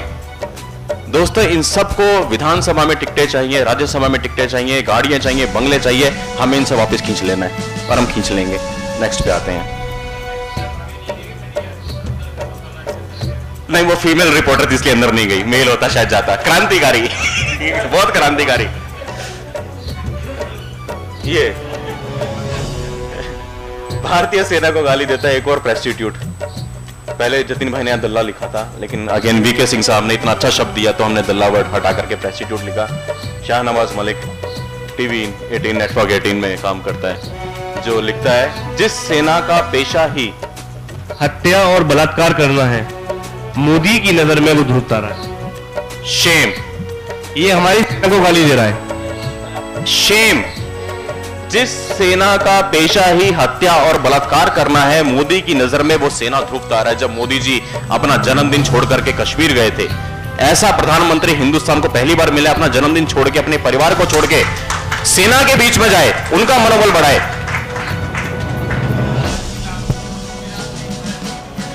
हाँ हाँ, क्या बात है, बहुत सुंदर ये चीज बोली है। यही चीज, अब यही जागरूकता हमें जगह जगह पहुंचानी है मनोज भाई। ऐसे ही बात से बात निकलेगी। आप कहीं कुछ बोलोगे, सामने से लोग ऐसे ही आएंगे कि हाँ मनोज भाई आप सही कह रहे हो, हाँ रूपेश भाई आप सही कह रहे हो, हाँ सुशांत भाई आप सही कह रहे हो। हमें लोगों से ये चीज निकलवानी है, जो आप कह रहे हो वो सही कह रहे हो, मीडिया सारी की सारी झूठी है, दोगली है, हमें उस पर एतबार ही नहीं है। वही होटल में 2 रोटी खानी है, पेट भर गया, जय श्री राम, उसके बाद में छोड़ दो, कचरा नहीं लेना। ये क्या बोलते हैं? अरे आपको मोदी को कोसना है, कोसो ना यार, उनको तो फर्क ही नहीं पड़ता। मोदी जी की एक चीज जो मुझे पसंद है, वो क्या बोलते हैं, मेरी तरफ आने वाले पत्थर को मैं सीढ़ी बना लेता हूं और उस पर आगे बढ़ता हूं। 2002 के बाद से 12 साल तक कितना टॉर्चर नहीं हुआ मोदी जी के ऊपर, क्या क्या नहीं सहा उन्होंने। आप कोसो मोदी जी को, आप भी उस लाइन में आ जाओ, आप भी ले लो राज्यसभा की टिकटें। लेकिन ये क्या बोल रहे हो कि जिस सेना का पेशा ही हत्या और बलात्कार है, मोदी की नजर में वो ध्रुव तारा है। आप भारतीय सेना को गाली दे रहे हो, इतने नीचे गिर जाओगे मोदी विरोध में, बहुत शर्मनाक है। लेकिन कोई बात नहीं, अच्छे नोट पहुंचेंगे, टीवी 18 में भी जाएंगे।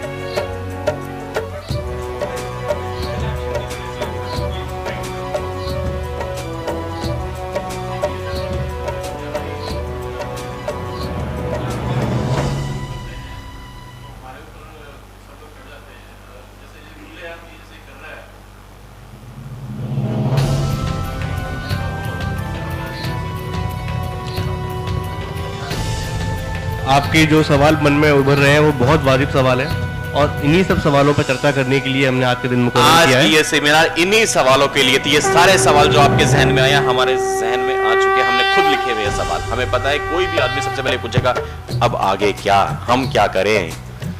बस थोड़ी सी गुजारिश है मनोज भाई, ये प्रेजेंटेशन खत्म हो जाए, अपना सवाल प्लीज नोट कीजिए, उसके बाद सारे हमें करना है और हम करेंगे, हम ही करेंगे। ऐसा दिन आएगा हिंदुस्तान में, लोग ये कहेंगे कि ये सिर्फ काम कर सकते हैं तो साइबर सिपाही कर सकते हैं, वरना कोई नहीं कर सकता है। हम करेंगे, हम बैठ करके आज सारा मंथन करेंगे। मीटिंग लेट चलेगी, लेट चलाएंगे। जिन जिन भाइयों की शाम की ट्रेन की टिकट्स है, फ्लाइट्स हैं, वो ऑब्वियस सी बात है, उनको जाना होगा, वो निकलेंगे। लेकिन जितने लोग रुक पाएंगे हम इस पर चर्चा करेंगे, लेकिन एक कॉन्क्रीट इसका रोड मैप बनाएंगे कि हमें अब आगे करना क्या है और कैसे। नेक्स्ट पे आते हैं। दिल्ली में एक क्रिश्चियन स्कूल में चोरी हुई थी, ये बहुत ताजा उदाहरण है, अभी रिसेंट घटना थी। चोरी हुए कुछ घंटे भी नहीं बीते कि सब शुरू हो गए। आप बोलेंगे इसके बारे में जतिन भाई, मैं ही बोलूं? सबसे पहले दिल्ली के अंधेरे में जीते मुख्यमंत्री अरविंद केजरीवाल। अंधेरे में इसलिए कि सबको मालूम है कि वो ध्रुवीकरण एक तरफ का हुआ कि ये था कि बस मोदी रोको, कैसे भी करके बीजेपी रोको। सारे के सारे जंगल में एक शेर के आने को रोकने के लिए सारे छोटे मोटे जानवर एक हो गए और शेर का रास्ता रोक दिया। तो वो चीज थी। इन्होंने आई स्ट्रांगली, आप ये सारे ट्वीट्स पढ़ लीजिएगा, ये भी हम अवेलेबल करा देंगे जितने में थोड़ा फास्ट में आगे बढ़ते हैं। इसमें देखने वाली बात क्या, कैसे कैसे लोग, बरखा दत्त, इनके ट्वीट्स पढ़ते रहिए। कोई बंदा नहीं पकड़ा गया, नहीं अभी तक कुछ हुआ, कोई पुष्टिकरण नहीं हुआ, कहीं किसी ने इसके बारे में बोला नहीं कि क्या घटना थी। इन्होंने सीधे सीधे इसको RSS, BJP, Modi government, Modi सरकार जब से आई है ऐसा हो रहा है वैसा हो रहा है, ईसाइयों पे जुल्म हो रहे हैं, मुसलमानों पे जुल्म हो रहे हैं, चर्च में तोड़फोड़ कर दी। नेक्स्ट पे आते हैं, ये सोनिया फिलारियो यही बोलती है हाँ, माइनॉरिटीज की एजुकेशन तक अब सेफ नहीं है। नेक्स्ट पे आते हैं, लेकिन डाउन की दबाइए। लेकिन जब स्कूल की प्रिंसिपल का बयान आया कि नहीं था हिंदू हमला, ये थी चोरी की मामूली घटना, शेम, किसी ने माफी नहीं मांगी। आप तो आए और आके एक दिन में अपना काम करके चले गए। बीजेपी को गाली दे दी, आरएसएस को गाली दे दी, वीएचपी को गाली दे दी, बजरंग दल को गाली दे दी, हिंदू संगठनों को गाली दे दी, माइनॉरिटीज को असुरक्षित घोषित कर दिया कि इस देश में बहुत बड़ा संकट है, ईसाइयों पे बहुत बड़ा संकट है, मुसलमानों पे। और वो प्रिंसिपल खुद कह रही है कि भाई साहब यहाँ तो चोरी हुई थी, 2-4 हजार का सामान ही चुराया गया था। पूरा का पूरा डिटेल है इसमें। एक अच्छे जर्नलिस्ट भी हैं हमारे पास में, आदित्य राज कोल जी ने इसके लिए बोला, The so-called attack on Holy Child Oxfam School in Delhi is actually a case of theft. 8,000 stolen. 8,000 रुपए मात्र चोरी हुए थे। ना कोई स्कूल में हमला हुआ, ना किसी को मारा, ना किसी को पीटा। 8,000 रुपए गले में से निकले थे, उसके लिए तुमने सारे हिंदुओं को बदनाम कर दिया। देश के 100 करोड़ हिंदुओं को गाली दे दी 1 मिनट के अंदर। सीसीटीवी कैमरा फुटेज में कोई ऐसी हमारे को डिटेल्स नहीं मिली है। ये ट्वीट आदित्य राज कोल जी ने किया था, कोई कम्युनल एक्ट उसमें नहीं था। दंगे होते हैं, अभी हमारे भाई ने जिक्र किया था दंगों का, मुजफ्फरनगर के दंगों का, शायद श्रवण भाई ने जिक्र किया था, अभी वॉशरूम होंगे वो, कि किसी भी दंगे में आप गौर कीजिए मीडिया की बारीकियां, चाहे वो हमारे टीवी न्यूज चैनल हो, चाहे वो हिंदी अखबार हो, चाहे वो इंग्लिश अखबार हो। ये नीमच की घटना है। हमने बहुत सारे अखबारों की कतरनें संभाल के रखी हैं, वेब पोर्टल्स को सबको लिंक संभाल के रखे हैं, और ये भी हमारे को पोस्ट में शायद मुरली भाई ने ही भेजा था। मुरली भाई के उससे हमने इसको पूरा वो निकाला। इसके लिए पहले तो मुरली भाई का धन्यवाद। हमने ये दिखाने की कोशिश की है यहाँ पे, आप कहीं पर भी एक शब्द नहीं देखोगे मुस्लिम। एक तथाकथित जमात ने या एक क्या बोलते हैं, एक धर्म विशेष ने, सो कॉल्ड धर्म विशेष ने दूसरे समुदाय पे हमला किया। और जैसे ही आपका कहीं वो होता है, कहीं हिंदू नाम नहीं होता है, आप क्या बोलते हो, स्कूल में चोरी हिंदुओं ने करी, वीएचपी ने करी, आरएसएस ने करी। अरे भाई कैसे करी, क्या सबूत है तुम्हारे पास में? हम इन सब पे लीगल कार्रवाई करने की मांग करेंगे, इन सबको देशद्रोही घोषित करने की मांग करेंगे सरकार से।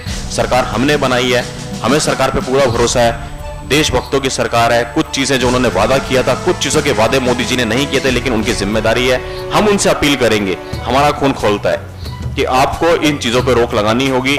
आप अफरंट नहीं आ सकते हो, हम पीछे खड़े हैं। हम देश में ऐसा माहौल बनाएंगे जब लाखों लाखों लोग, करोड़ों लोग एक चिट्ठी को साइन करेंगे, खून से साइन करेंगे कि बैन लगाओ इनके ऊपर, तो भाइयों बैन लगेगा।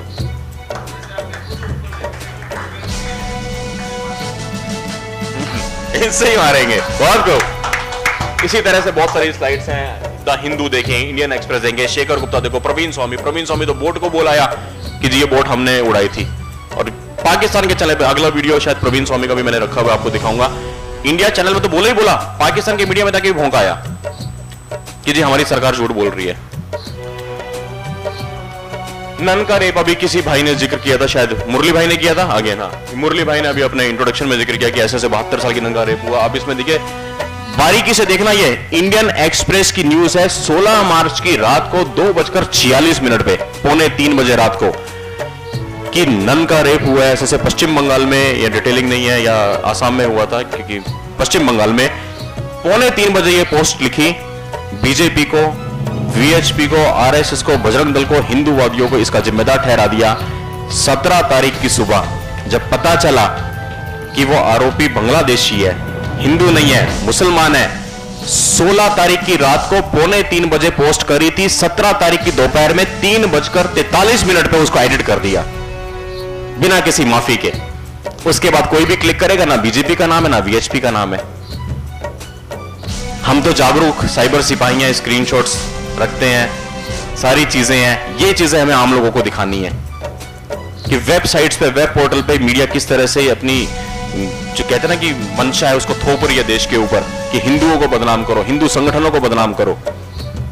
रात के अंधेरे में 2:45 बजे कुछ भी लिख दिया, दिन के उजाले में जब आरोपी पकड़ा गया तो बस एडिट कर दिया उसको, माफी तक नहीं मांगी।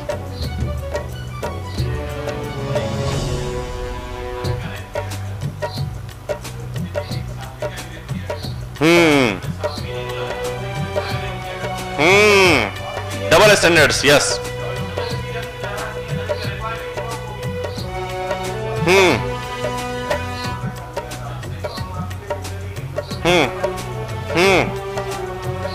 तो इन सब चीज ये हम लोग अवेयर हैं। देखो ना, हम सारे एकदम बोले कि हमें अवेयरनेस है, हमें ये चीजें आम लोगों तक पहुंचानी है जो अपनी रोजी रोटी में फंसे हुए हैं, जो बेचारे जी ही सिर्फ अखबार के सहारे रहे हैं, जो जी ही टीवी मीडिया के सहारे रहे हैं। अगर वो सारे दिन ये झूठ सुनेंगे तो वो क्या सोचेंगे? वो तो यही सोचेंगे ना कि ये लोग बुरे लोग हैं, वीएचपी बुरा है, बीजेपी बुरी है, हिंदूवादी बुरे हैं। वो क्यों देश का आम नागरिक अपने आप को हिंदू कहने में आजकल हिचकिचाता है या हिंदूवादी संगठन का नाम सुन के बिदकता है?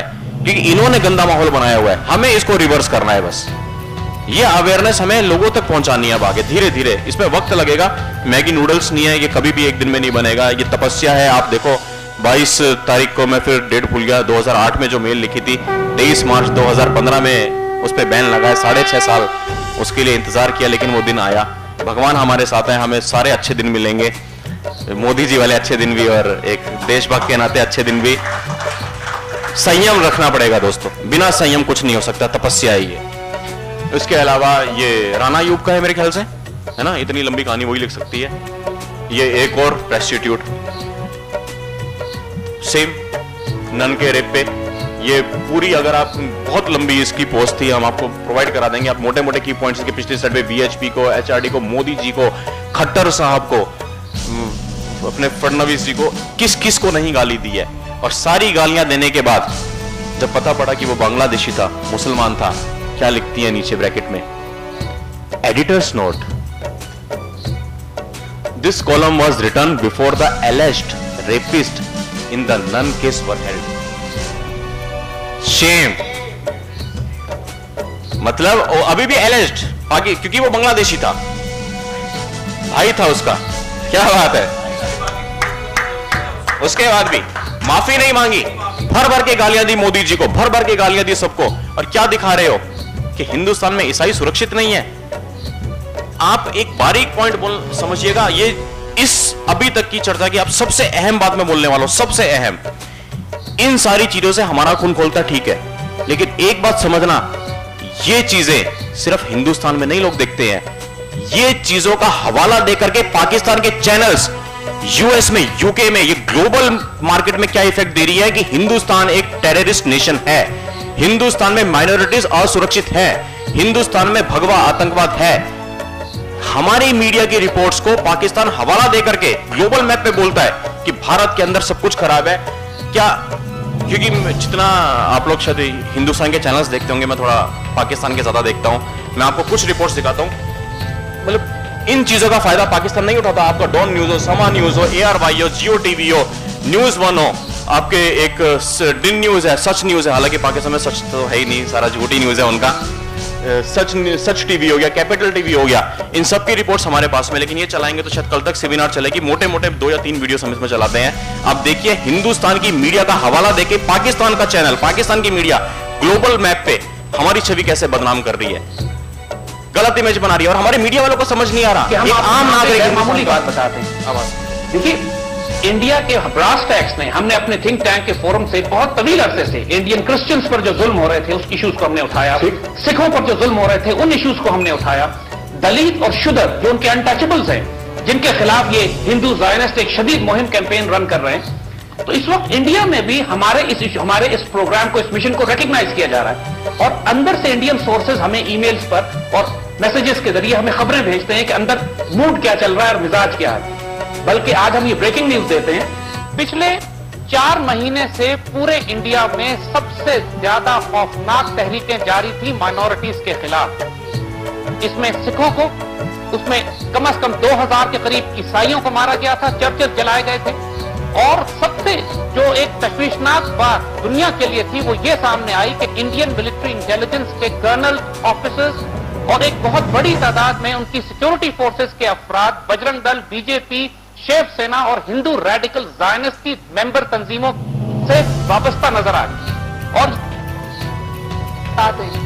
राइट, और अभी आप सामने क्रिश्चियनिटी की बात हुई, बिल्कुल इस तरह से रेप्स और नन्स और सारी चीजें हैं, तो मतलब इनको चाहिए कि अपनी ह्यूमन राइट्स वायलेशंस को समझें और सामने पूरी दुनिया के सामने छुपाने की कोशिश ना करें, क्योंकि वो आ चुकी हैं। और ये किस किस्म की जमहूरियत है, मुझे तो इनकी जमहूरियत समझ में नहीं आती।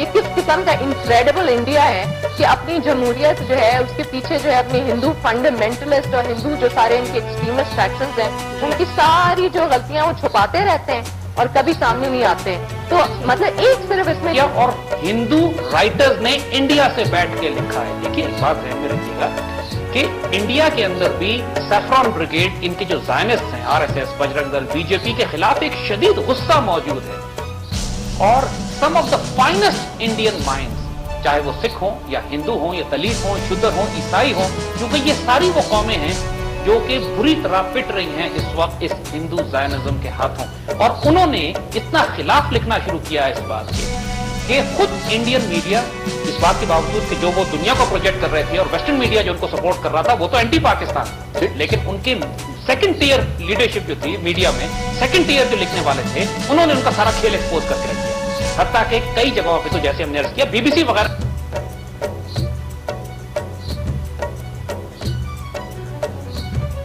की जगह पाकिस्तान की रियासत अपने मुल्क में दहशतगर्दी के खिलाफ जंग कर रही है, मजहबी इंतहा पसंदी के खिलाफ लड़ रही है। इंडिया में मजहबी इंतहा पसंद उनकी हुकूमत में शामिल हैं और मजहबी इंतहा पसंद दहशतगर्द उनकी मिलिट्री इंटेलिजेंस और न्यूक्लियर और मिसाइल प्रोग्राम में दाखिल हो चुके हैं। और दुनिया के लिए सबसे बड़ा खतरा ये नापाक हिंदू ज़ायनिस्ट ज़हनियत है कि जिसके हाथों में अगर न्यूक्लियर वेपन्स आ गए तो ये अपनी कौम को भी तबाह करेंगे और आसपास के खित्ते को भी तबाह करेंगे। ये पूरी हिंदुस्तान की कौम, जिसमें हिंदू हो, सिख हो या ईसाई हो या मुसलमान हो, ये अरगमान हो चुके हैं हिंदू एक्सट्रीमिस्ट के हाथों।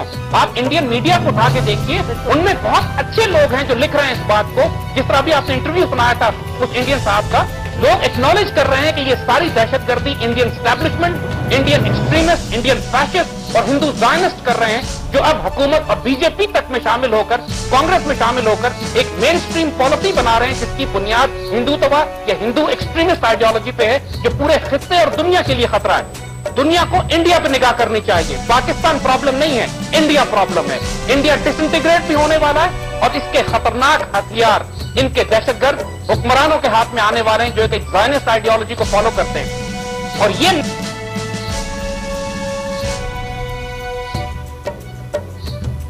And welcome to our special episode from Islamabad regarding the Indian, ये जो एक मिस्टीरियस सी एक सो कॉल्ड टेररिज्म की बात की जा रही है कि जनाब इंडिया में दहशतगर्दी के वाक़यात हुए, तकरीबन उसमें 250 अफराद की हलाकत की बात हुई, 250 से ज्यादा अफराद के जख्मी होने की बात हुई और फिर उसका तकरीबन इल्जाम जो है इस पूरी की पूरी कार्रवाई का वो पाकिस्तान पर लगा दिया गया। अब तक तकरीबन इस बात को गुजरे तकरीबन अगर आप देखें तो ऑलमोस्ट तकरीबन 65-70 घंटे गुजर चुके हैं और अब जाके कहीं कहा जा रहा है कि काफी हद तक उन होटल्स पे और उन क्लब्स पे जहां पर ये दहशतगर्दी की कार्रवाई हुई थी उन पर काबू पा लिया गया है।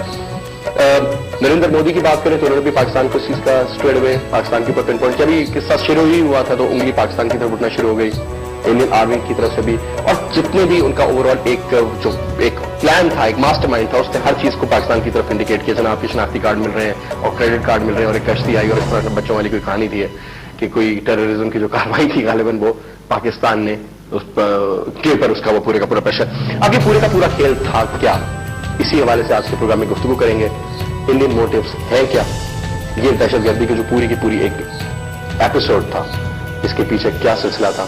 मेरे साथ मौजूद हैं हमारे दोस्त, हमारे मेहमान और हमारे स्ट्रेटेजिक और एनालिस्ट हैं डिफेंस के ऊपर Syed Hamid. Thank you very much sir. जैसा ज्यादातर लोग जो इन्वॉल्व थे, वो लड़का जिसकी तस्वीर बार बार दिखाई जा रही है आपके प्रोड्यूसर साहब से मीडिया पे, या तो कि इस वक्त वो डिस्प्ले भी कर दें वो तस्वीर, इस लड़के की तस्वीर ये दिखाई जा रही है। इसका आप नोट कीजिए कि हाथ के ऊपर ये येलो बैंड पहना हुआ, ऑरेंज रंग का जो बैंड है, ऑरेंज बैंड, ये सैफरॉन बैंड जो है, ये बीजेपी के दहशतगर्दों की खास निशानी है। इस लड़के का नाम अमर सिंह है, ये सिख है, और इसके साथ जो दूसरा लड़का मारा गया है इसका नाम हीरा लाल है। थोड़ा सा माहौल अच्छा बन गया, हल्का हो गया, हम लोग बहुत देशभक्ति में थे, थोड़ा कॉमेडी भी यहाँ चल गई। दोस्तों हम सब इस पे खूब हंसेंगे और ये हंसने वाली चीज है, लेकिन आप बात को समझिएगा, क्या ये चीजें ग्लोबल मैप पे हिंदुस्तान की छवि नहीं बिगाड़ रही है? आप गौर कीजिए, जैद हाबिद ने भी क्या बोला है, इस लड़के का नाम अमर सिंह था, इसके साथ दूसरे लड़के का नाम हीरा लाल था। भाई तेरे को कैसे मालूम? इसके हाथ पे सैफरॉन बैंड था। आप दोस्तों एक बात बताइए, अगर अभी आज हम इस सेमिनार के बाद कुछ फैसला करें कि हमें किसी धर्म विशेष को बदनाम करना है, या सामने हमारा कौशंबी का मेट्रो स्टेशन है वहां जाके हमें धमाका करना है, क्या देर लगेगी? 10 रुपए में एक टोपी आ जाएगी, मैं पहन लूंगा, ये पहन लेंगे, कोई भी पहन लेंगे, जाके धमाका कर देंगे। क्या कोई ये बोल देगा बम फोड़ने वाला टोपी पहने हुआ था, मुसलमान था? तफ्तीश करेंगे। हमारा मीडिया जो ये तुरंत बोलता है किसी भी घटना के बाद में, हिंदू ने किया, हिंदू ने किया, हिंदू ने किया, उसका नतीजा देखिए। पाकिस्तान का मीडिया उसी बात को बोलता है। क्या बोला था इसने? इंडियन मीडिया से हमारे को ईमेल्स आती है, इंडियन मीडिया में लोग हैं जो कि BJP, RSS, VHP, Bajrang Dal, Shiv Sena के खिलाफ हैं। सरकार से हम मांग करेंगे, साइबर सिपाही के सभी वीर सैनिक, कि वो पता लगाएं कौन से मीडिया हाउसेज हैं जो पाकिस्तान को मेल्स भेजते हैं, कौन से मीडिया हाउसेज हैं जो BJP, VHP, RSS, Bajrang Dal, Shiv Sena के खिलाफ पाकिस्तान वालों को भड़काते हैं। क्योंकि यहां बात एक पार्टी की नहीं है, एक दल की नहीं है, यह बात देश की सुरक्षा की है। मैंने पहले भी कहा था, 2 रुपए महंगा आलू खा सकता हूं, पाकिस्तान के झंडे के नीचे नहीं जी सकता। हम महंगा आलू खा लेंगे जीतू भाई, हम टमाटर महंगे खा लेंगे, हम 4 की जगह रात को 3 रोटी खा के सो जाएंगे, पर पाकिस्तान के झंडे के नीचे नहीं जिएंगे। हम सरकार से मांग करेंगे, इस वीडियो क्लिप्स के बाद में, इस सारी सेमिनार के बाद में, इस प्रेजेंटेशन को लेकर के जाएंगे और उसको कहेंगे कि ये पता लगवाएं इंटेलिजेंस से, रॉ से, या हमारे national security adviser Ajit Doval साहब से। अजीत डोभाल साहब के बनने के बाद भी इनकी पाकिस्तान की बहुत नींद उड़ी हुई है, वो भी बहुत सारे वीडियोस हैं, पर चूंकि उसका हमारा सीधे सेमिनार से लिंक नहीं है तो हम उसको शो नहीं करेंगे। लेकिन आप सभी को अब ग्रुप में इस तरह के वीडियोस, इस तरह की चीजें बहुत ज्यादा देखने को मिलेंगी। साइबर सिपाही का जो यूट्यूब चैनल नीचे है, साइबर सिपाही, हम वहां से अपलोड भी करेंगे। और ये सारी चीजें हमारा फर्ज है कि जो लोग अखबार और मीडिया, टीवी के सहारे जिंदा हैं, उनको हम या लत लगा दें, आदत लगा दें कि उसको छोड़ करके वो इसको प्रामाणिकता से लेना शुरू कर दें। इसको कंटिन्यू कीजिएगा प्लीज। ये दोनों रॉ के एजेंट्स हैं। ये खबर हमको एंड और बैग्स लेके जा रहे हैं, उसके हाथ में गालिबन एक गन भी है। ये सेक्टर के आप इसके बाद बता रहे हैं? आप इसको एनालाइज कीजिए, इसकी शक्ल भी पाकिस्तानी नहीं है, या कोई पाकिस्तानी मुसलमान की शक्ल ये नहीं होती। इस लड़के का इंडियन फेस है, because we understand the difference. और ये बहुत सुकून से वॉक करता हुआ जा रहा है। देखिए ये कोई ऐसे, इसकी अगर आप नीचे लॉबी में अगर आप इसकी तस्वीर देखिए, नीचे वाली तस्वीर अगर आप दिखाएं तो उसमें इसके चेहरे पर कोई खौफ नहीं है, कोई पैनिक नहीं है। और ये भी इंडियन मीडिया रिपोर्ट कर रहा है कि इन लोगों ने यहां पे दहशतगर्दी शुरू करने से पहले कैफे में बैठ के शराबें पी हैं, इनके बैकपैक से शराब की बोतलें निकली हैं। कोई मुसलमान मुजाहिद जो जिहाद पे जा रहा है और शहीद होने जा रहा है, वो अपने बैकपैक में शराब की बोतलें नहीं रखेगा। और इंडियन मीडिया खुद, उनके अंदर ऐसे एलिमेंट्स हैं कि जो इस बात को समझ चुके हैं, और बहुत सारी इंफॉर्मेशन तो मीडिया और जर्नलिस्ट के जरिए हम तक पहुंच रही है, लेकिन उसको रिपोर्ट नहीं किया जा रहा इंटरनेशनल मीडिया में। एक तो ये एस्पेक्ट है।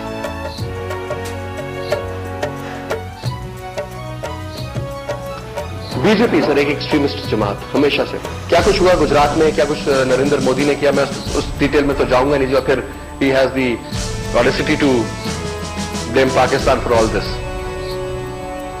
BJP extremist Hindu, Zionist, extremist Hindu लोग, इंडियन एजेंसी, इलेक्शन का साल, कांग्रेस के हवाले से प्रेशराइज करना, क्योंकि वो तो वही जीतेंगे जो दबाएगा पाकिस्तान को, उनका फॉर्मूला तो ये।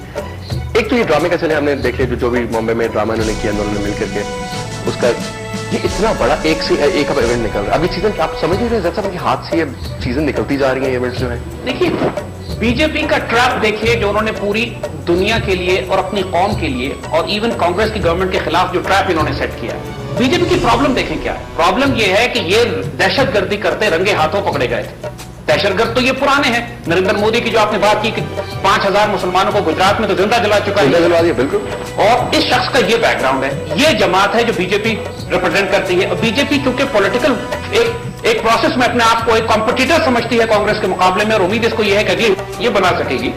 और इसके बहुत बड़े बड़े अफराद पकड़े चले गए दहशतगर्दी की कैद।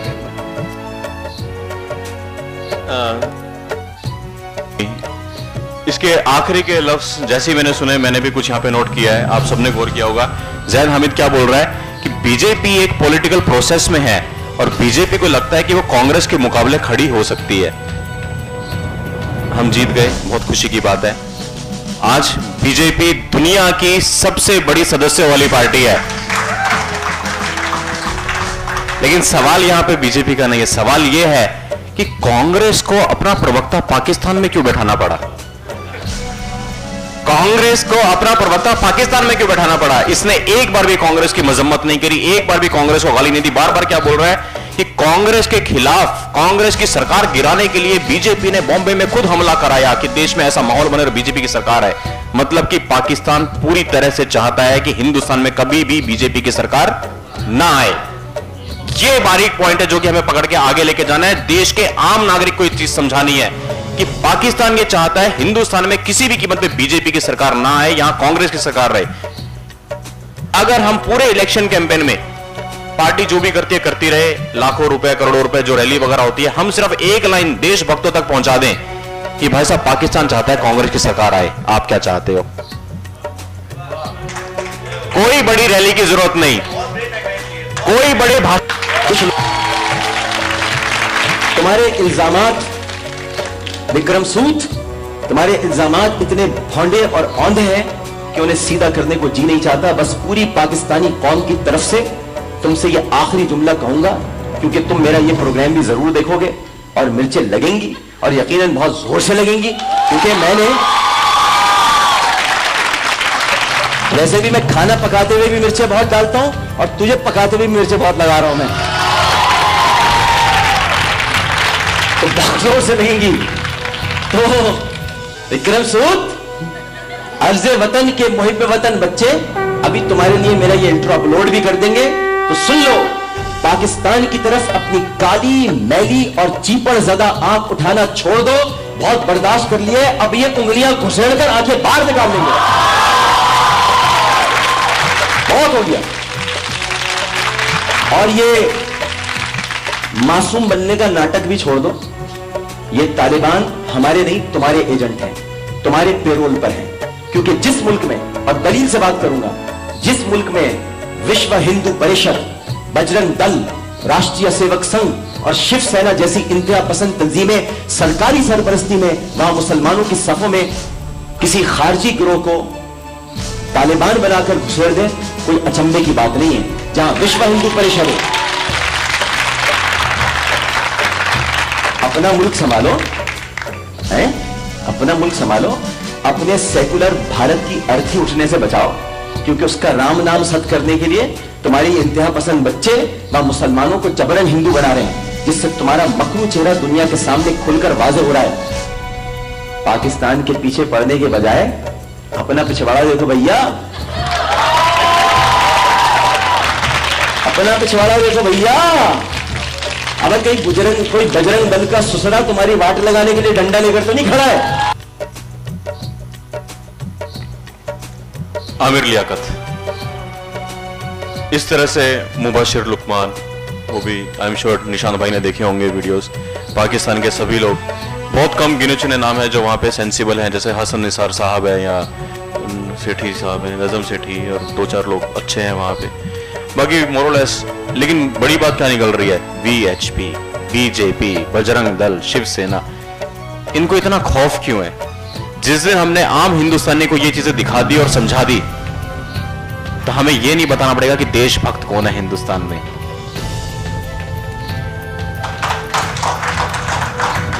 लेकिन मैंने 2002 में करीब, आज से कितना हो गया, 13 साल पहले कुछ पंक्तियां लिखी थी। इसको देखते देखते खून खोला, याद आई, कहें तो 2-3 पंक्तियां सुना देता हूं, अपलोड कर देंगे, भेज देंगे, पाकिस्तान आमिर लियाकत भी देख लेगा।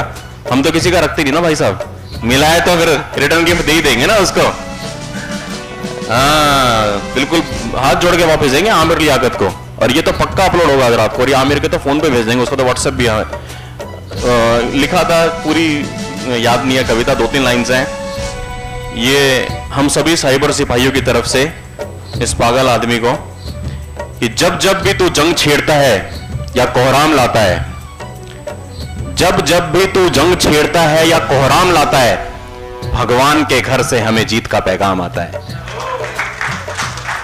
जब जब भी तू जंग छेड़ता है या कोहराम लाता है, भगवान के घर से हमें जीत का पैगाम आता है। तेरे साथ आती है नापाक नारों की गूंज, तेरे साथ आती है नापाक नारों की गूंज, हमारे लबों पर राम का नाम आता है। जय श्री राम। जब जब भी तू जंग छेड़ता है या कोहराम लाता है, भगवान के घर से हमें जीत का पैगाम आता है, और तेरे साथ आती है नापाक नारों की गूंज, हमारे लबों पर राम का नाम आता है। और कफन के लिए पैसे कम पड़ जाएं तो कह देना, भूखा नंगा देश है पाकिस्तान। कफन के लिए, क्योंकि लाशें बिछेंगे तो इतनी बिछेंगी, वर्ल्ड बैंक से लोन लेना पड़ेगा इन लोगों को। वर्ल्ड बैंक से लोन लेंगे, कफन लोन, कि कफन के लिए पैसे कम पड़ जाएं तो बोल देना, बुरे वक्त में पड़ोसी पड़ोसी के काम आता है। बोला जय श्री राम। हम थोड़ा सा उसमें हो गए, हम प्रेजेंटेशन से भटक ना जाए, हम अगली स्लाइड पे आते हैं। अभी तक आपने ये सब देखा, मीडिया का घिनौना चेहरा, कि हिंदुस्तान का मीडिया किस तरह से देश विरोधी गतिविधियों में लिप्त है।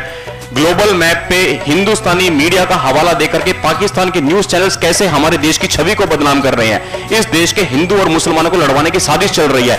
ये साजिश मीडिया के दलाल बैठ करके अपने एसी के कमरों में कर रहे हैं। इस देश के आम हिंदू और आम मुसलमान में प्यार है, वो हमारे त्योहारों में शामिल है, हम उनके त्योहारों में शामिल है, सब कुछ एक साथ चल रहा है। लेकिन मीडिया का एक प्रोपेगेंडा है कि किसी भी तरह से हिंदू मुस्लिम टेंशन को बनाओ, इसका blame BJP, VHP, RSS, Bajrang Dal, Shiv Sena पे डालो, मुसलमानों को एक वोट बैंक बना के रखो और कांग्रेस की सरकार लेके आओ, ताकि वो राज्यसभा के मेंबर बन जाए, उनकी गाड़ियां बन जाए, उनके बंगले बन जाए।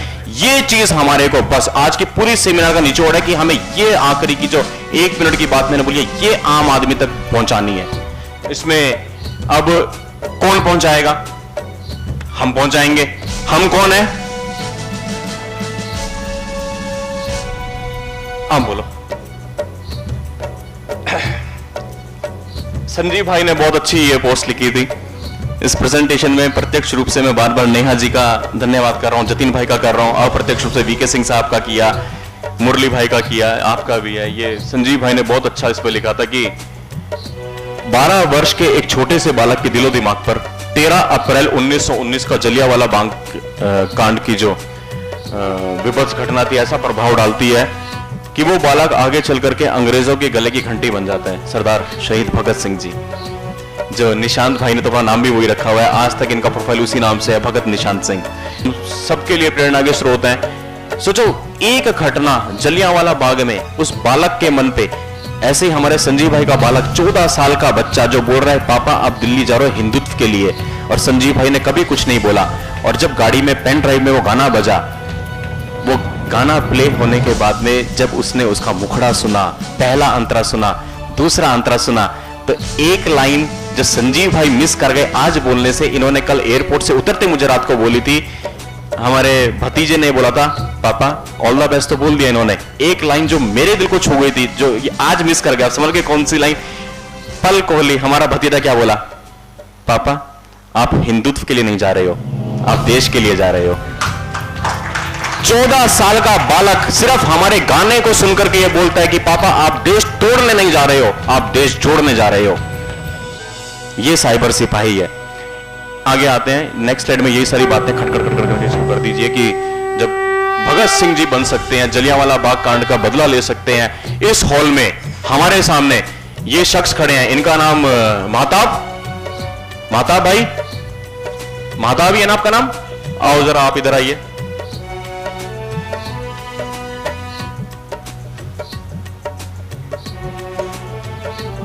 मंच पे आइए। हमारे दोनों कैमरे इस तरफ थे, आप सब लोगों का चेहरा मेरी तरफ था, आप सब लोगों की आंखें मेरी तरफ थी। मैंने देखा महताब भाई लिफ्ट के पास खड़े होकर तब से तालियां बजा रहे हैं। दोस्तों, ये है हिंदुस्तान की संस्कृति, ये है हिंदू मुस्लिम एकता, ये है हिंदू मुस्लिम प्यार। और मीडिया हमें लड़ा रही है आपस में। लड़ोगे मेरे से? मीडिया लड़ा रही है हमारे को। आप यहां बोलो ये बात। मीडिया हम लोगों को लड़ा रही है, आपस में भड़का रही है। और बिकॉज ये जो पॉलिटिक्स बाजी होती है, ये हिंदू मुस्लिम देखता करा के ये लड़ाते हैं। नहीं तो ऐसा कुछ नहीं है, सब लोग एक जैसे होते हैं। क्या बात है।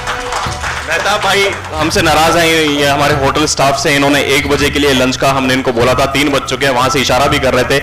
लेकिन मेरे ख्याल से जिस फ्लो में हम लोग चल रहे हैं, आप लंच को 4 भी बता सकते हो, क्योंकि अब आपके भी रोंगटे खड़े हो रहे होंगे, अंदर कलाइयों के बाल खड़े हो रहे होंगे। बिल्कुल रेडी तो आते हैं, बस वहीं पे आते हैं। तो ये देख करके भाइयों, यहां से मेरी आंखें इनके ऊपर गई, ये वहां तालियां बजा रहे हैं। हमारे ग्रुप का लोगो, ये लोगो साइबर सिपाही का लोगो एक मुसलमान ने बनाया है। मेरे बहुत अजीज मित्र हैं मंजूर आलम भाई ने ये लोगो बनाया है। उनको सब कुछ पता है। इनफैक्ट वो आज की मीटिंग में आने भी वाले थे, वो आ नहीं पाए। क्या हम जो कुछ बोल रहे हैं सुबह से उनके सामने नहीं बोलते? बिल्कुल बोलते, क्योंकि हम कुछ गलत नहीं बोल रहे हैं, हम किसी धर्म के खिलाफ नहीं बोल रहे हैं। हमें सबसे मोहब्बत है, हमें अपने वतन से प्यार है, लेकिन हमें नफरत किससे है, शिकायत किससे है? मीडिया से, जो हमें लड़वा रही है आपस में। तो ये साइबर सिपाही है। और अब बहुत ज्यादा समय ना लेते हुए मैं चाहूंगा कि साइबर सिपाही की पहचान का जो गीत है, जिसके अंदर सभी लोगों ने बहुत मेहनत की है, जीतू भाई ने दिल्ली से आशीर्वाद दिया है, अपने फीडबैक दिए हैं संजीव भाई को, मैं अपने लेवल पे लगा रहा। इन्होंने रात भर, जो मैंने शुरू में बताया कि एक सिंगर ने नहीं, एक सिपाही ने वो गाना गाया है, आपके सामने वो गाना प्रस्तुत करेंगे, ताकि हमें और ये वीडियो जहां भी जाएगा सब लोग को मालूम हो कि आखिर कौन है साइबर सिपाही। इसको प्ले कर दीजिए। और बहुत बहुत धन्यवाद दोस्तों। लंच के बाद हम सेशन को शुरू रखेंगे। आपने ग्रुप में